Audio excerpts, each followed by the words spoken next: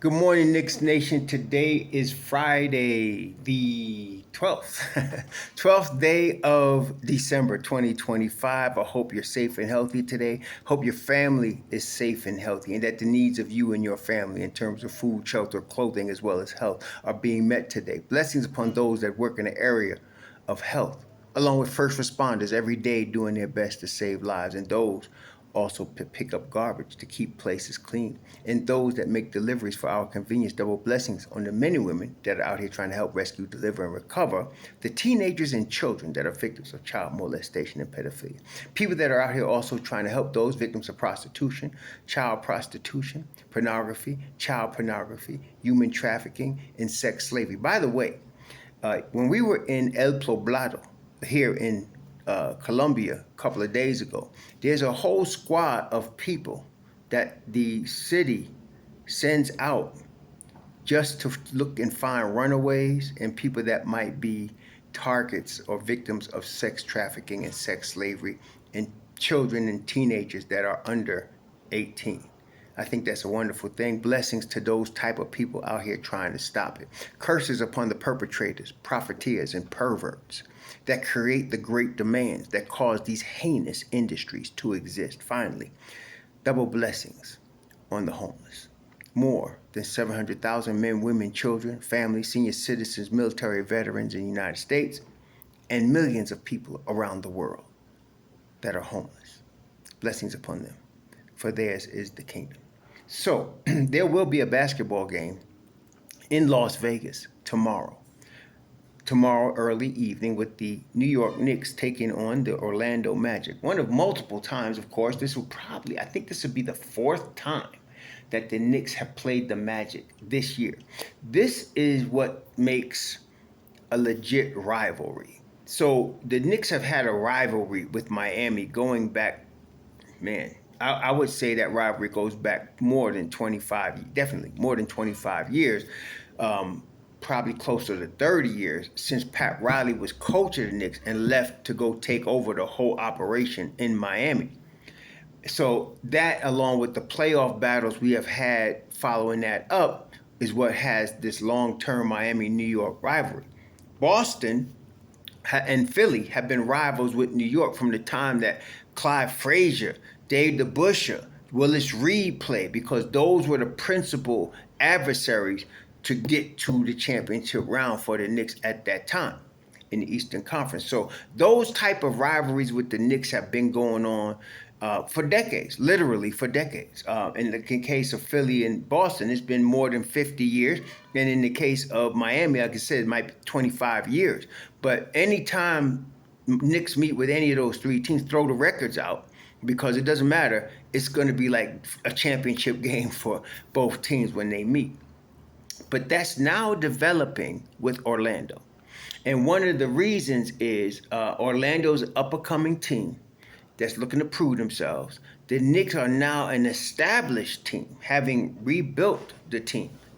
We went through a rebuild, and it was on the DL. The Don brought us through a rebuild. The rebuild started with R.J. Barrett, Emmanuel Quickly, and then you end up, you start the whole thing with Julius Randle signing with the Knicks, and then after the hiring of Tom Thibodeau, you started a rebuild process. It didn't look like a normal rebuild process because Thibodeau, in the 5 years he coached here, we know he made the Knicks playoff contenders. They were in the playoffs 4 to 5 years. So it wasn't the typical rebuild, but it was a rebuild. And it was on the DL. And so they rebuilt this team to the team that you now have, which is and even the haters know this is a championship contending team. And you have 2 All-NBA players in your starting lineup. You have, a rotation of players. We talked yesterday where you got top-notch defenders as well as top-notch three-point shooters. You have a 4-deep bench that could probably go deeper when you get a Diawara, a Jemison, a Kolek, in there, a Huporti. You got at least 9 already before you get to those guys. So this is now an established team. So every year, and I mean every single year that I've been a Knicks fan, it's guaranteed you're going to have trade rumors coming into the trade deadline and trade rumors and free agent rumors in the summer. Every single year. What makes this year a little bit ridiculous to me is what I mentioned. You already have a championship team. You have one, okay? So what people that do these NBA 2K trade rumors, they're trying to get clickbait. But what I'm, again, trying to express to my viewers on this content is think about who you'd have to give up to get any player you're talking about and where they will play. Because, again, there's fantasy and there's fit. So the latest thing, and I didn't really listen. I couldn't. I listened to part. Ian Begley did a segment yesterday. I didn't listen to the whole segment. I couldn't. With a certain person I won't name because I don't want no beef with nobody. But this is what the gist of this is. Ian Begley said the Knicks would be taking a look at or interested in possibly Jose Alvarado if New Orleans is going to do a fire sale. So let's break that down. If New Orleans was going to do a fire sale, the Knicks possibly would look into Jose Alvarado. Now, if you know the Don, this is his 6th season at the helm of the Knicks, he looks into everybody. He kicks the tires on everybody because he's always looking to improve his team and he's always looking for future build because now we got the team. So what could we get for the next couple of seasons in terms of restocking our shelves or whatever, right? So he's always kicking the tire. Just like he's going to kick the tires on Giannis like they did last summer. That don't mean they were desperately. Now, this is the other guys now said the Knicks are targeting Jose Alvarado. Do you see the difference between having interest in and looking into versus targeting? That's two different narratives. Okay? If I'm targeting him, that means I'm really focused on trying to get him to the Knicks. If I'm looking into him, I could get him, I could not get him depending on the price or whatever. See? That's two different things. Now, the premise is if New Orleans Pelicans have a fire sale. Now, let's talk about that for a moment. New Orleans has been disappointing because of Zion Williamson. He has been in Anthony Ambulance school and he's getting paid top dollar. Because he got top talent. When he does play, like Anthony Ambulance, he's a game changer. But when does he play? He's like an old Jaguar. He's always in the shop. Okay? So this summer he supposedly lost all his weight and he's supposed to be coming out and he's now on the shelf again. So I really do believe it's a foregone conclusion that they're going to trade Zion Williamson. I don't want to hear about the Knicks and him, but it's a foregone conclusion. They're going to trade him. But that doesn't mean a fire sale. If you built your whole team around Zion, okay, and Zion is the thing that makes that team go, then yeah, you might want to get rid of some salaries. But they already did that when they traded C.J. McCollum and a couple of other guys, and they got now a nice squad. But they do need that headliner. But do you want to really break up the rest of your team? Like, for example, like if you look at New Orleans, look at their roster. Let's look at their depth. See, this is what you got to do before you start talking about, cleaning house. You got to take a closer look. Now, they might do it, but let's take a look. Now, they just drafted Jeremiah Fears. He's a young dude, point guard. They just handed him the ball. So he's going to be their starter. They planning on him being long-term. Trey Murphy III, I liked him coming out of Virginia. And he's proven to be everything I thought he was going to be. And he just came off of ACL, but him and Quentin Grimes are neck and neck in talent-wise, right?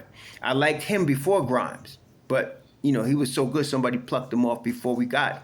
But then Grimy came, we got him. But speaking that's, to me, him and Grimes, tough defense, nice shooters, high IQ, that's him, okay? Except Grimes is 6'5", more shorter, chunkier, tougher, whereas Trey Murphy III got a 7-foot wingspan, okay? So I don't see them trading him. Then there's Zion, which we talked about. We don't need to talk about him. I'm 90% sure they're going to trade him. I don't know when, if it's going to be at this deadline or in the summer, they're going to trade him. Then there's Derek Queen, who they just drafted also, and they gave him the keys to the starter at the center. And Yves Missy, who they drafted last year, is the backup center. They got Sadiq Bey, who's coming off their bench. They got Jordan Poole, who made his name in Golden State with Steph Curry, went to Washington, got the bag, really didn't produce the way they thought, and now he's in New Orleans, and he came to be a starter, but they got him. He's another trade candidate. We don't want him. We don't want him. You know what? We already got him. His name is Jordan Clarkson. We already got him. Okay? Then there's Jose Alvarado, who's on a cheap contract, plays defense, tough from the Bronx kid. So and then there's Herb Jones. Herb Jones, again, if you're looking at Herb Jones, let's take a look at Herb Jones, because people have already mentioned him to me. He might be available. Again, who are you giving up from your current roster to get Herb Jones? That's what I would ask. Who are you giving up? If Herb Jones is available, who are you going to give up, and where is Herb Jones going to play? I'm going to tell you right now, let's just take it. We're not giving up McCall. We're not giving up OG.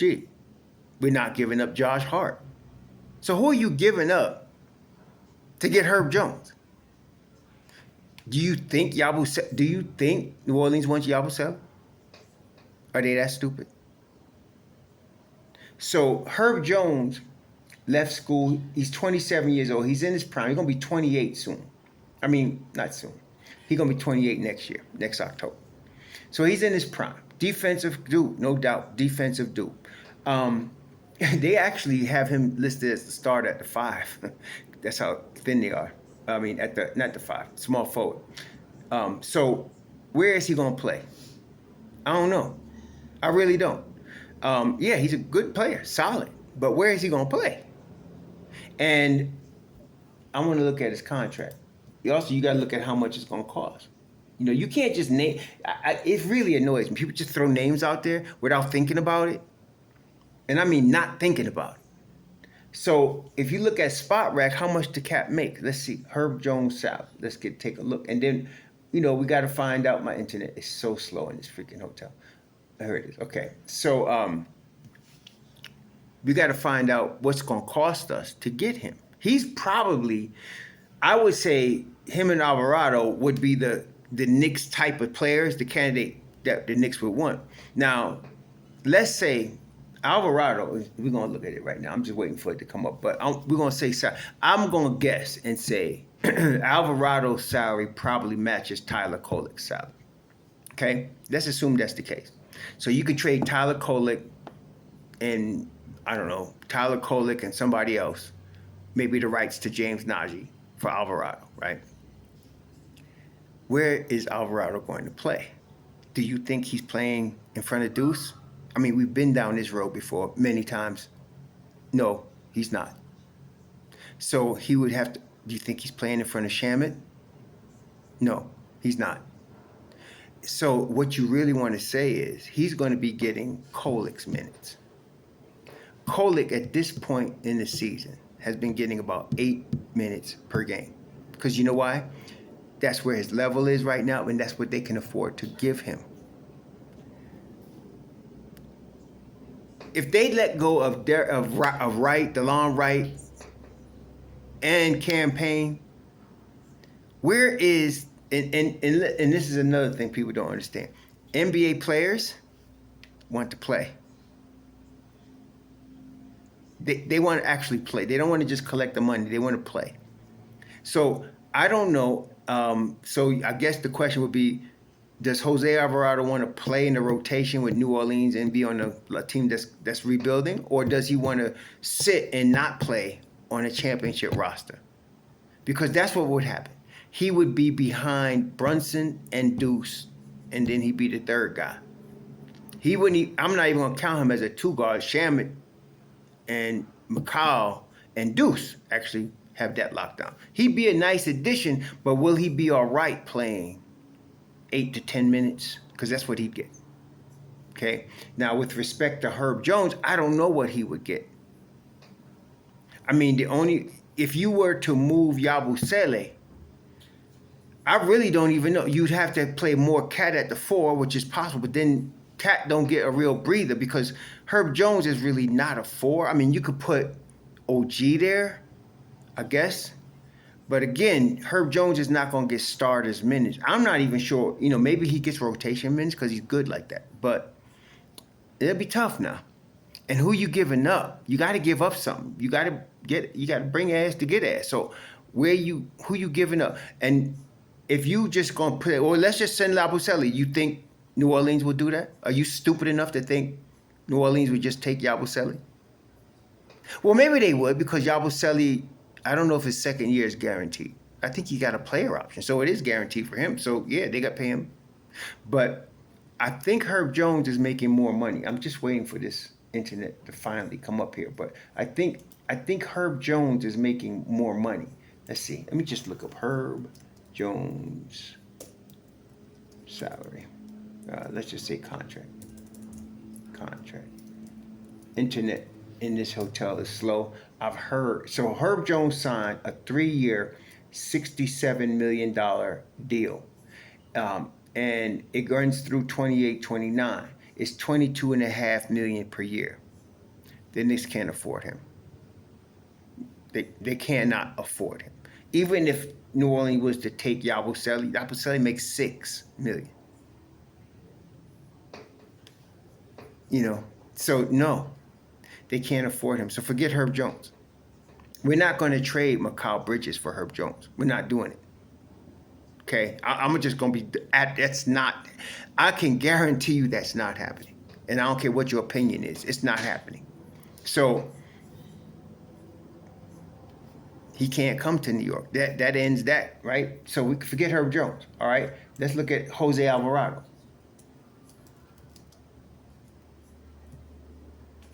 Jose Alvarado's contract. Jose Alvarado has definitely a better contract. So he has 2-year, $9 million contract, $4.5 million. It runs a player option in 26-27. So it's this year and next year. That could be done.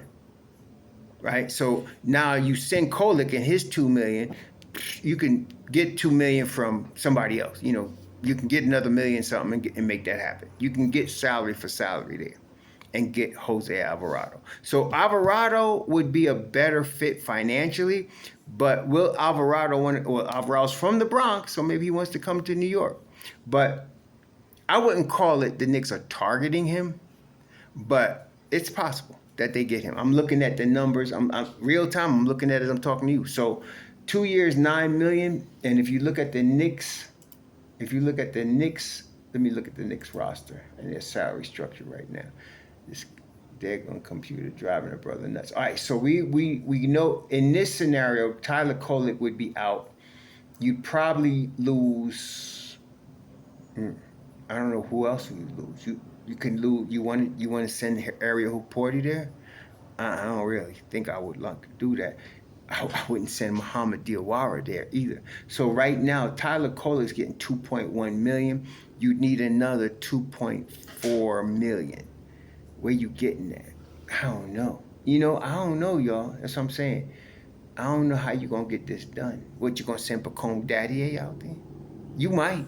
So this would be, to me, the more realistic deal. So, and New Orleans would do this. They would, because if they want to trim their salary now. So you're going to send Pacome Dadiet and Tyler Kolek to New Orleans, and you're going to take back Jose Alvarado. Then you're going to have as your point guard tandem Jalen Brunson, Deuce McBride, Jose Alvarado. You know what? Now that I'm going through it with you and looking at it holistically, that might work. As long as Jose Alvarado will be okay on a championship team getting 8 to 10 minutes a game, because that's what he's going to get. Okay?